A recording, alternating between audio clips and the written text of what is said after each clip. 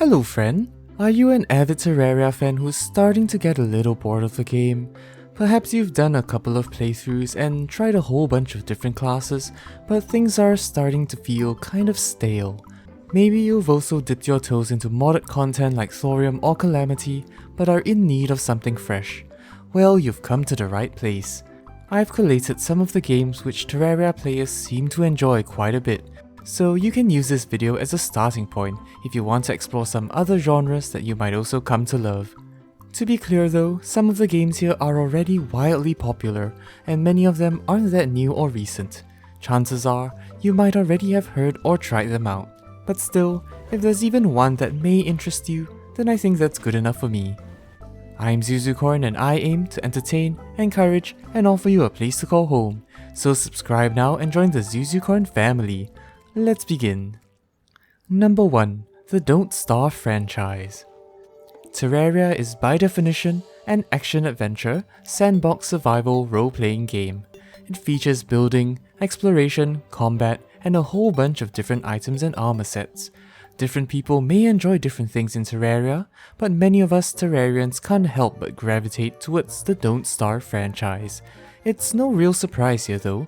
Don't Starve is also an action-adventure survival game that features cute, endearing characters and a strangely comforting hand-drawn art style.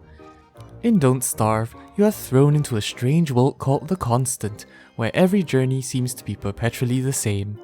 You spawn in with basically nothing in your inventory other than some character-specific knickknacks, and you've got to survive by foraging and crafting your own tools. This means you start off by gathering twigs and flint to make tools like axes to cut down trees for wood, pickaxes for rocks, and so on. I'd say that Don't Starve definitely has a much steeper learning curve compared to Terraria though. Similar to Terraria, things get really dangerous at night, for example. However, compared to being swarmed by flying eyeballs or zombies which you can simply keep out if you box yourself in, the darkness in Don't Starve literally comes to attack you if you have no light source nearby. A few strikes of that and you die, and you become a ghost. If you can't find a way to revive, the game is over and you have to restart the world. As you attempt survival and learn more about the game, you'll figure out ways to keep the darkness at bay, and even research ways of revival so you have tons of backup lives. You learn to build farms, expand your base, craft armors and weapons, and take on big bad foes who all try to kill you for simply existing. If you think that isn't enough, you've also got a hunger bar and a sanity gauge in addition to health. Hunger is pretty self-explanatory, it goes down over time, and you've got to eat when you're hungry. Otherwise, your health will start falling once your tummy is empty. Sanity, however, is a more interesting mechanic though. It goes down when you're exposed to darkness or spooky, creepy things like enemies or evil flowers, and it goes up when you're comforted or feel fashionable wearing certain hats. That said, you can't just keep your sanity high all the time, because there are certain resources you can get from the enemies that spawn when you're crazy. So the game is a delicate balance between all three resources. Especially if you don't count the other complications like getting soaked or dropping your tools in the rain, or freezing in the winter, or overheating in the summer, or drowning in the ocean, or... well, you get the point. Don't Starve is a massive game that you can dump hundreds and hundreds of hours into as you refine and calibrate your survival style. There's also a bunch of characters for you to choose from, and they all have different abilities and perks, so I'm sure that there's one for everyone. As a Terraria player, I definitely have to recommend Don't Starve, so you have to give it a try, cause I know you won't regret it. On that end though, you might be a little confused about all the different games and DLCs in the franchise. To simplify things for you, I'd recommend to just get Don't Starve Together, or DST, which is their multiplayer port. DST continually gets updates and events unlike the base game and their DLCs. Not to mention you can play with your friends and a whole bunch of other people online. What's even better is that with every purchase of DST, you automatically get a second gift copy to send to a friend, so that's 2 copies for the price of 1. Amazing game, and you definitely have to give it a try. 10 out of 10 would recommend. Number 2. Stardew Valley. Next up on the list is a game that's honestly no surprise. Wildly popular with over 35 million copies sold, Stardew Valley is one of the most popular games in the world. A family-friendly game that captures the magic of old Harvest Moon games, this farming simulator has won the hearts of many, including Terrarians. In fact, chances are you already play and love Stardew Valley. But still, I can't possibly make a list without even mentioning this gem of a game. Stardew Valley is, strictly speaking, a farming simulator, which is unlike the action-adventure combat survival that Terraria is. However, Stardew Valley is actually a lot more than meets the eye. Firstly, it has great pixel art, and Terrarians who love this immediately feel at home. Secondly, Stardew Valley is a horribly intense game. Now you might be thinking, it's just growing crops and making money. But oh boy, if only you knew how wrong that is. If I were to summarize Stardew Valley into one word, it would be optimization. Each season lasts a certain number of days, and different crops all need a different number of days to grow. Different seeds also cost different amounts of money, and the final crops all sell for differing prices. That said, you can't just plant a whole bunch of highest yielding crops and call it a day, because you also need a bunch of different things for the community center, which I mean you can neglect, but completing the bundles there gives you extra perks and unlocks new areas and features. There is also mining, fishing, and combat exploration, and all those are equally just as important. Throw in the villager friendship and relationship system and you're even more overwhelmed now. Once again, you can ignore all these NPCs, but being friends with them has its own perks as well. You can unlock special recipes and they can even gift you resources in the mail. So, with only a set number of hours per day and a whole bunch of things to do and achieve, Stardew Valley transforms into a delicate waltz of planning and optimizing on what to do each day. Compare this to Terraria, where you can mostly go at it at your own pace. Sure, you can also optimize your playthrough, but you aren't really locked out from doing certain things based on the time or season. Nonetheless, Stardew Valley does rub a certain itch that Terraria players get when they look for a new game to play. It could be the optimization aspect, the plethora of different items, the familiar pixel art, or the sense of achievement when you complete certain objectives in the game. Not to mention, Stardew Valley is multiplayer, so you and your friends can split the tasks and double the efficiency of what you can do in a day. Truly a masterpiece of its time. If you're someone who's never tried Stardew Valley, you most definitely have to give it a shot. Zuzucorn's 10 out of 10 recommend. Number 3. Cult of the Lamb. The next game on the list is the adorable yet macabre Cult of the Lamb. This cute but horrifying game seems to draw the attention of many Terrarians. Cult of the Lamb is a resource gathering, building, action-adventure, dungeon crawler roguelite. Now that was a mouthful. It also has elements of strategy and colony management. In essence, you're an adorable little lamb cult leader who seeks to establish your own cult and vanquish the evils of the world. Or maybe you're the evil of the world. And that's okay because you're the main character and you can do whatever you want. You start out with a bunch of followers which you have to manage. And discipline. To expand your base and build new structures like churches or prayer altars, your tiny lamb ventures into the evil woods to gather the resources and locate new followers. This portion of the game is the dungeon crawler roguelite, which also contains bosses you need to defeat to progress through the overarching narrative. With a bunch of different weapons, skills, and random buffs, each run is bound to feel different and exciting as you adapt to different situations in the randomly generated dungeon. Eventually, as your cult expands and your followers grow in number, resources will begin to run dry, and you've got to decide on the type of ruler you want to be. You can choose to kill your cultists and use them as backup food, which is pretty macabre I know, but doing so reduces morale. And if your morale gets too low, then you'll start losing faith and thus followers. Yet, burying your aging minions and preparing enough food for everyone every single day puts a huge strain on your resources. You've got to manage your time in the day, faithfully holding sermons to indoctrinate these unfortunate idiots. And once again, there's a fine balance you've got to achieve between expansion and sustainability. There are also tons of side quests you can do to unlock new things, and there is also replayability in starting a new game and trying out a different skill path in the one you chose last time. Cult of the Lamb is definitely a little different from that sandbox action-adventure that Terraria is, but there are some similar elements that make this game worth a try if Terraria is getting just a tiny bit stale. Didn't you ever wonder what it was like being the lunatic cultist? Well, you can finally give that a try and figure it out for yourself. Number 4. Forager. Oh boy, get ready for a blast to the past. Forager is an adorable little game that came out 5 years ago. Can you believe that? I feel so old now. When it just came out, Forager took the world by storm, becoming one of the hottest games of its time.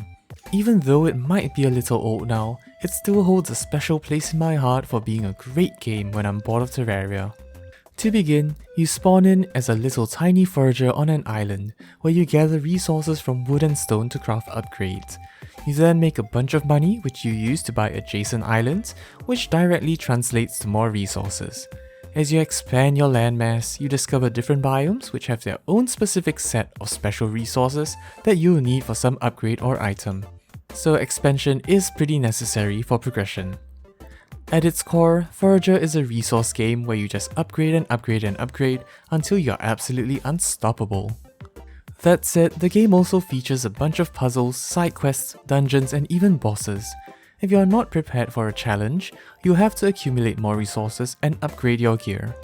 Numbers also get really big in this game, so if lording over millions and millions of resources is your idea of fun, then this is the game for you. I think that Forager attracts Terrarians because of the same cute pixel graphics, but also because of the mining and gathering aspect that's balanced with exploration and combat. This game is reminiscent of Terraria, but with a lot more focus on upgrading than adventure. The only bad thing I have to say about this game is that the core gameplay loop does get a little stale at times, and a bunch of the game is actually just waiting for resources to be ready. That's where the elements of optimization comes in, but if I were to distill this game to its very essence, Forager is basically just a clicker game, but with cooler graphics and more mechanics. Now, it is a great clicker game that is super engaging, but it's still a clicker game nonetheless. Does that mean it's not worth your time? Absolutely not. You can dump a good number of hours into this game, and you won't even know where the time went. It's horribly addicting, and I know it has scratched that Terraria-esque itch that I've been trying to reach. Number 5. Undermine. Next up we have Undermine, the only true roguelite in this list. Now, I don't know why I really want to put this game on the list, but I just can't help thinking about it when I also think of Terraria. Maybe Undermine is what I imagine the chaddest Terrarian to be if he only used the pickaxe. In Undermine, you're a minor plebeian who dives into dangerous mines to solve the mystery of a sealed dungeon. Although this game is strictly a roguelike, I think the fact that it's an adorable mining game, it just draws me in, you know? Your main weapon is a pickaxe, and you can also throw that at enemies. But what really gets me is how the randomly generated buffs all buff this pickaxe. It's just my pickaxe power fantasy in a way. I think the aesthetic of the game just draws me in here. Apart from that, the game itself is actually pretty well made, and it's one of the best roguelikes I've had the pleasure of playing. Its creativity does tickle my brain though. For example, when slimes jump into oil, they start spreading oil everywhere, and when they jump into a clean pool of water, they're cleansed. Also, fire will spread through oil on the ground, and electricity will spread through the water. Small details like that really make me appreciate the thought that goes into the game design. There are also a bunch of puzzles that you can solve for bonus buffs, and different pets to bring to influence what kind of run you'd like to try out. The roguelike nature of the game also keeps you engaged as you gradually unlock more and more features and new items. So if you're looking to enjoy a roguelike that has some Terraria vibes, I have to recommend Undermine. Honorable mention. Before I end off with number 6, I feel like I just have to mention Minecraft as an honorable mention. It's like an obligation of sorts. But you know the story. Minecraft is 3D Terraria, Terraria is 2D Minecraft, but they're all different games with different appeals, yada yada yada. Honestly, I do think Minecraft is a great game that's similar to Terraria, but it doesn't seem to capture what I personally am looking for when I look for a Terraria-esque game. I think I appreciate more exploration, adventure, and interesting combat. You can disagree with me, but Minecraft ironically feels quite stale and linear compared to games like Don't Starve or Stardew Valley. But still, it's a great game that has to be mentioned as a Terraria alternative, so make sure you give that a try if you've never tried Minecraft. Number 6. Core Keeper. Last but not least, how can I make a list like this without mentioning Core Keeper, the latest craze that Terraria players are all over right now, and for pretty good reason too. Core Keeper has to be one of the games closest to the feel of Terraria right now. It's a little difficult to explain without you trying it out yourself, but the emotion and vibe you get from playing Core Keeper seems to capture that nostalgic feeling I get when I played Terraria for the first time. When you first spawn in, you're faced with a bunch of mysterious structures that don't seem to work. You start off by whacking a whole bunch of random things like mushrooms and tree roots and crafting torches to place down for vision. You then figure out that you can break through the walls and you start digging to see what you can find. As you dig, you see some sparkles and discover copper, and find out that you can make a furnace to melt the copper and make an anvil to craft with your newly acquired copper bars. Sounds familiar? This game is so Terraria-like without being Terraria-like. It seems to have repurposed the core gameplay loop of Terraria into a new game that just feels refreshing for some reason, yet familiar and nostalgic. You can't imagine my joy when I punched the big mushroom and found out that it dropped cute little hats that had stats even. Enemies drop a whole bunch of items that seem to be somewhat class specific, even for classes that I've yet to come across. Core Keeper feels so much more like a tease of what's there to come, and I get so much more engaged cause now I just want to find out more. And how can you beat this cute mushroom sound effect? Combat in Core Keeper is also marginally more interesting right off the bat. True, I can't exactly say it's a fair comparison since Terraria is so old, but still being able to dodge and counter-attack based on enemy attack patterns is just great. It feels more like personal skill and reaction than Terraria, where enemies basically just run at you. The boss battles I've experienced in Core Keeper so far are still simple, but it's still refreshing in a sense. Take the slime boss for example. In the slime biome, there's a bunch of slime on the floor which inhibits your movement, but these can be dug up in preparation for facing the boss. Yet the boss will continually spread more slime as it jumps around, so you can't just drag out the fight too long as well. Combat here feels fluid, movement is crisp, and the different biomes are somewhat interesting. Although many resources are unexplained and we don't have a guide NPC in Core Keeper, or at least not that I know of, I feel like I just want to keep exploring. I haven't felt this kind of motivation in a pretty long time, and I'm surprised that this tiny game is giving me that desire for adventure just like Terraria did in the past. So I'd say that Core Keeper is definitely worth a try. In fact, I'm probably going to play more of it right now, so go try it out too. And that's about it for the games that I think Terraria lovers should also try out. If there are any other games that you think Terraria players love, let me know down in the comments. I'm super excited to see what other great games are out there. So let me know what your favorite is. If you enjoyed the video, make sure to subscribe and hit the bell icon too, so you won't miss any future uploads. This has been Zuzucorn. Have a nice day, and have a great week ahead. Bye bye.